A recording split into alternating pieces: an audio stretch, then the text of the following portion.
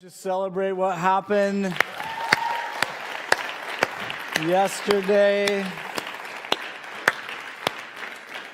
And for us, it has. The Easter celebration has begun. I love that we get to begin the celebration of Easter with that event every year. And I've been a part of that event for between my time here and then the church that I was a part of planting before this for well over 13 years now, and there was just something really special about yesterday, something really beautiful about what happened yesterday, and the way that our family was able to love our community and our city was really powerful. And I just want to celebrate all of you who were part of that. Would you guys just celebrate those who volunteered yesterday and served?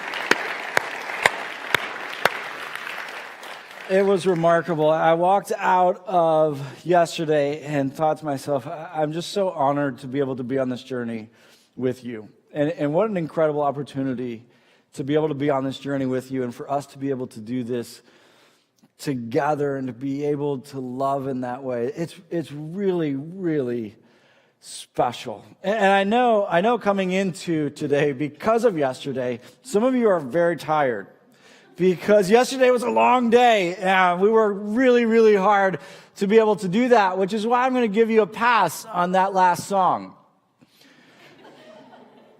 Because you shouldn't sing about dancing standing completely still. Completely still. I looked around the room, and some of you were singing words that were so different from your face. It was unbelievable.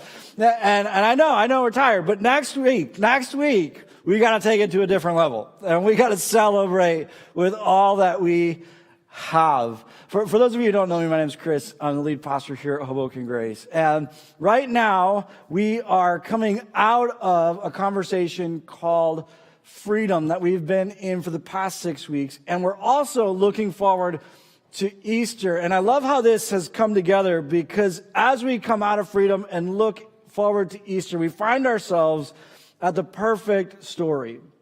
For those of you who don't know, today is historically, traditionally called Palm Sunday. And it's a time to remember a moment in Jesus' life, in Jesus' story. It's about the time in which Jesus enters Jerusalem just shortly before he gives his life for us. And it's an interesting moment in Jesus' life because the excitement about who he is has been building and building and building, and the crowds that are following him are getting larger and larger and larger, and he's beginning to make his way toward Jerusalem. And as this is happening, there's this anticipation of what's going to happen when he actually gets there. And the anticipation is building. And the people have seen who he is, and they've seen what he can do. And they know he's unstoppable. You're talking about somebody that can take just a handful of food and feed thousands of people. You're talking about somebody who can command the wind and waves to stop. You're talking about somebody that they have seen raise another person from the dead. They know you can't stop him. He can do whatever he wants to do. And he's making his way towards Jerusalem, and they are beginning to look forward to him establishing himself as the king. And they're convinced when he gets to Jerusalem, this is what he's going to do. He's going to establish himself as the king. He's going to take for himself the authority that should be his. And so, as he approaches Jerusalem on that day, the crowds flock to him, and they welcome him into Jerusalem as they would a king. Jesus knows that this is happening. He knows what's about to happen. And he does something really powerful that I want to draw our attention to today, because I think it speaks to where we are as we come out of this conversation of freedom and look forward to Easter. Let me take you to the story. It's found in all of the Gospels, or the story of Jesus' life, but I want to take you specifically to Matthew's. For those of you who don't know who Matthew is, Matthew was originally a tax collector, someone that people despised. Most of them were known as thieves. Most of them were thieves. But Matthew had experienced the grace of Jesus and Jesus' amazing love, and he'd become one of Jesus' closest followers. As he's telling us the story of Jesus' life, he says this in Matthew chapter 21. It says, as Jesus and the disciples approached Jerusalem, they came to the town of Bethphage on the Mount of Olives. Jesus sent two of them on ahead. Go into the village over there, he said. As soon as you enter it, you will see a donkey tied there with its colt beside it. Untie them and bring them to me. If anyone asks what you are doing, just say the Lord needs them, and he will immediately let you take them. Jesus is about to enter Jerusalem. He says, okay, we're going to do this, guys, but we're going to do this a little bit differently. What I want you to do is I want you to go into the city. I want you to bring back this donkey and its colt. You're going to see it there. I've already worked everything out. Just bring it back to me, and this is how we're going to enter. As it continues, it says, this took place to fulfill the prophecy that said, tell the people of Jerusalem, look, your king is coming to you. He is humble, riding on a donkey's colt. The two disciples did as Jesus commanded. They brought the donkey and the colt to him and threw their garments over the colt, and he sat on it.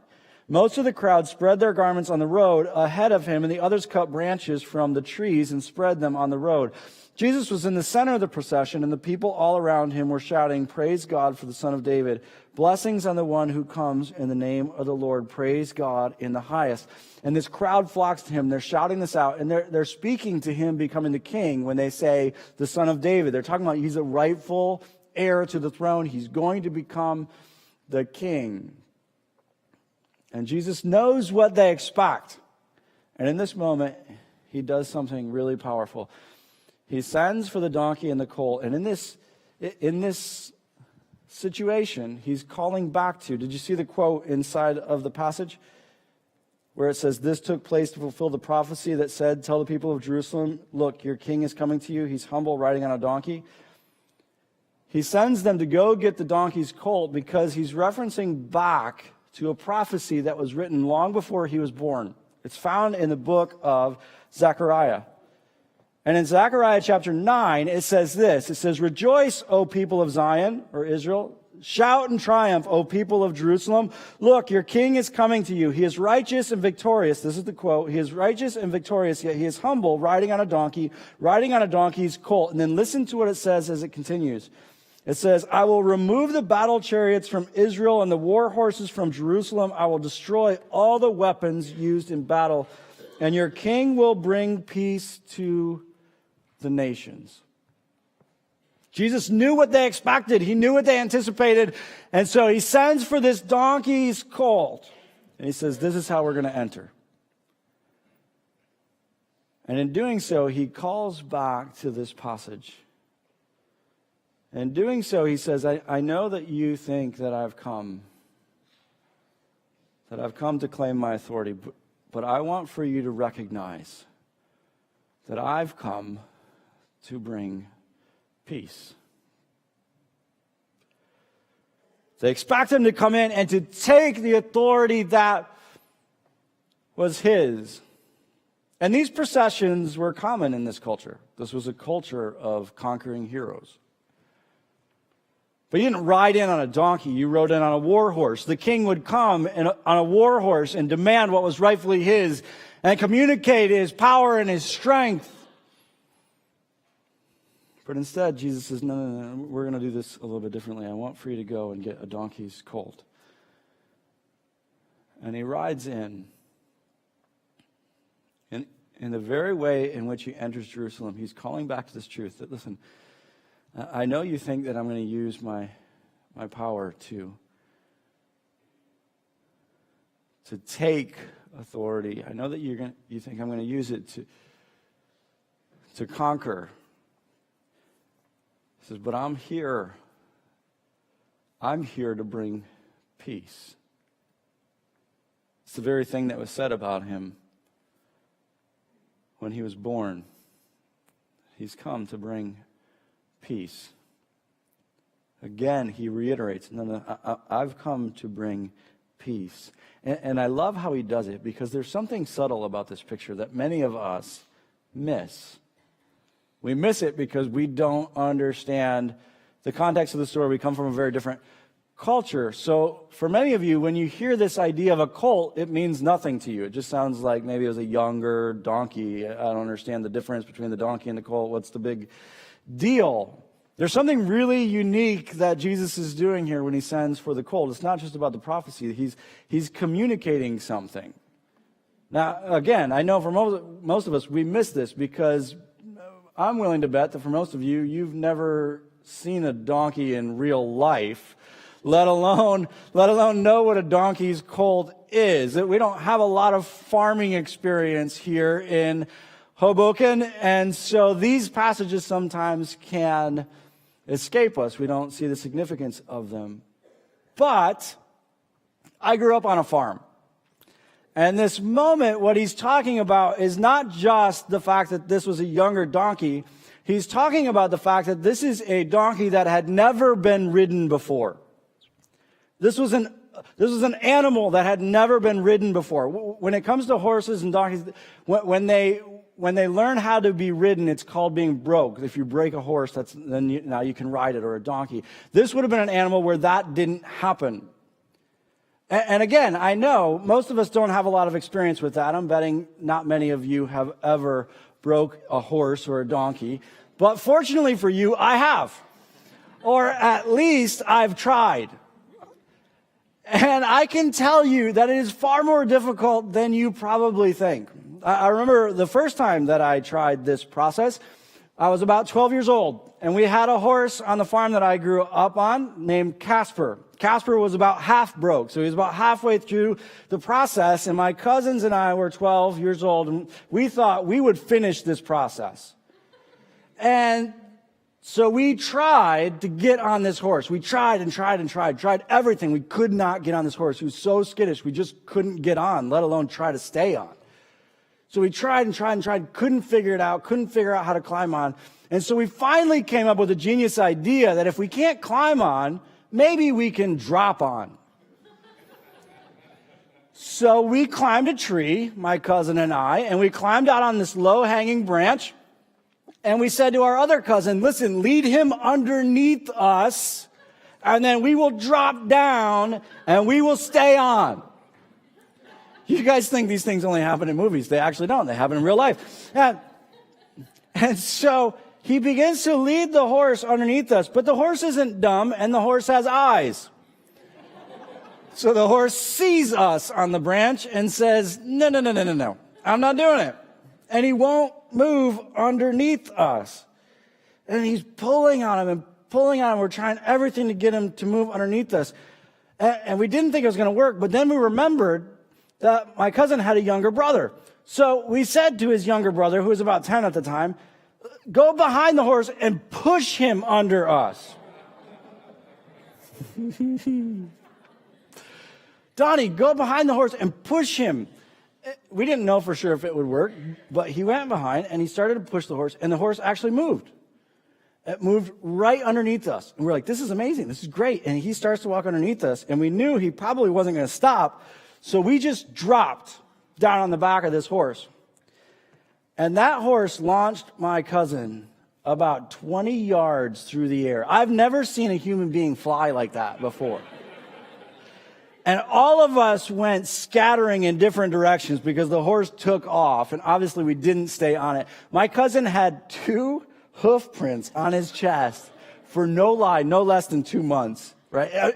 You guys are like, oh, as little kids, we were like, that's awesome. You are the man. That is incredible. He showed everybody he knew. Everybody he knew. The point is this. You don't ride an animal that's never been ridden before. You don't just sit down and ride into Jerusalem on an animal that's never been ridden before. Here's the really subtle part of this story. And I love how Jesus does this. He knows what they expect, but he doesn't come in on a war horse. He comes in on a donkey's colt, and in doing so, he says this, yeah, you're right, I have the power. And I can do things that no one else can do.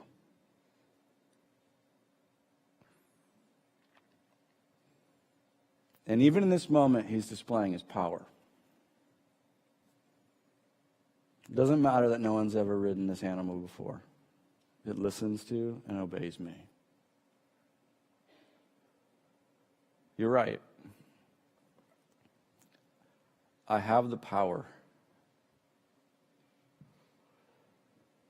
But I'm not going to use the power to conquer. I'm going to use the power to bring peace. You're right. I have the power. But power is not meant to be used against people. It's meant to be used for people.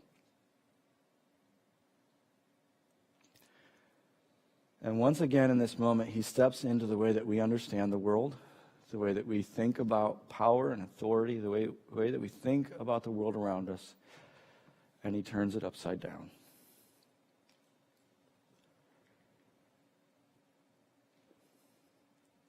I could come and conquer. I could come and demand the authority that is rightfully mine.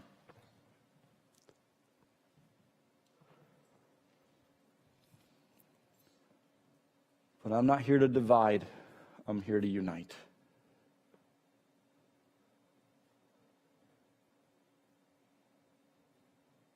And he teaches us an amazing lesson about power.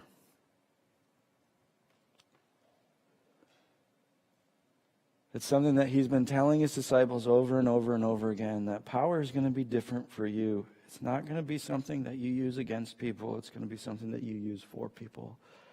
It's not going to be something that you use to rip people apart, but something that you use to bring people together. And even in this moment, he's communicating that. I have the power, but I'm not going to use it against you. I'm going to use it for you.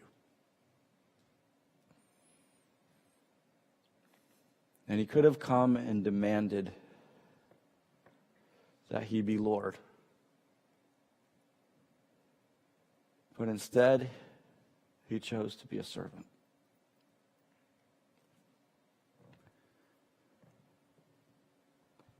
And here's the thing. Jesus doesn't just enter Jerusalem that day in that way. He enters every single one of our lives the very same way. And he could step in and demand that he be Lord. It is his rightful place. But instead, he became our servant.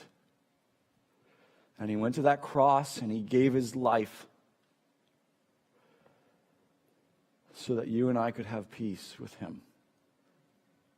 Some of you are here today and you're trying to explore what this whole Jesus thing is about. And I want to let you know something. What we're talking about right now is not just for those who have it together. It's not just for those who've made the right decisions. This is available for you no matter who you are, no matter where you've been, no matter what you've done. Jesus is stepping into your story. He's riding into your story, full of power for the purpose of peace. For the purpose of peace. That for all of eternity, there would never be anything that would come between you and him again. That for all of eternity, you could know that every moment he's for you. He rides into every single one of our lives this way. And as we come together on this Palm Sunday, I take us back to that story because here's the thing. This is who we get to introduce people to. This is who we get to introduce people to. As we look forward to Easter and the conversations this week, as we invite people to be a part of that day with us, this is what we get to introduce people to. And sometimes when we talk about sharing our story, we get caught up in the idea that we're introducing people to a concept or a theory. We don't introduce people to a concept or a theory. We introduce people to Jesus. We introduce people to a person. The person who rode into Jerusalem that day. And although he had all power at his fingertips. He chose to become a servant and give his life to bring peace. This is who we get to introduce people to. Jesus says to his disciples, he says, I want for you to be my witnesses. He actually says, you will be my witnesses. Anthony called me to this. When Jesus talks to them about being his witness, he doesn't actually communicate it to them as a command. He doesn't actually communicate to them like, I want you to do this. It's more of, no, this is going to be a natural thing for you. Because here's the thing about it. When you get excited about something, you share it. If you get excited about something, you share it. And usually the people around you get annoyed because you won't stop talking about it. You just keep talking about it. You're constantly talking about it. It's natural. When we get excited about something, we share it. But sometimes I think for us, either we haven't experienced Jesus entering our life like that, we haven't accepted that, or for those of us who have, we forget the incredible message that we get to share. We forget how he rode into our life that way. We forget that Jesus doesn't enter our lives as a tyrant, but he enters our lives as a servant. That we don't introduce people to someone who's come to conquer, but we introduce people who's someone who embodies love. Jesus says, when you see who I am, and we have, when we remember who he is, then we become his witnesses and we share the story. We share the story over and over and over and over again with anyone and everyone that can listen. But I think sometimes we forget, sometimes we buy into the idea that it's a theory or a concept, and I just want to call us back today. I just want to call us back today to that reality of how Jesus stepped into our lives. With all that power, and yet he came to bring peace. To call you back to that, for you to remember it yourself. So that as you step into those conversations this week, it's just natural. I just want to share my story with anybody and everybody who can hear. I want to share the story of Jesus because there is no better story on the planet than the story of Jesus. There's this old song that says, I love to tell the story. I love to tell the story of Jesus and his glory. I love to tell the story of Jesus and his love. It's a song that I learned when I was a child. It runs through my head frequently, just from time to time. And it's usually the result of me remembering just how amazing he is. And this morning, I want to call you back to how amazing he is. And as we look at engaging our community with who he is and sharing that story with them, I want to move you past that hesitation. If there's any hesitation in your life to share that story with your coworker or to share that story with a family member or to move you past that, because you recall again the one who rode into your story as a servant, who rode in with incredible power, but who rode in for the purpose of peace. To recall the freedom that he brought and how he's continuing to make you new from the inside out. May we be constant witnesses. May we love to tell the story of Jesus and his love. May we be unstoppable witnesses to the one who rode into our story with incredible power for the purpose of peace. Will you pray with me? Father, as we look forward to Easter and we look forward to the opportunities that we'll have this week to be able to share our story with those around us, Father, I pray that we would move past the hesitation. I pray that the lie that we share a theory or a concept, that we would let go of it and that we would grab hold of the story that you have made possible in every single one of our lives. that we would remember again,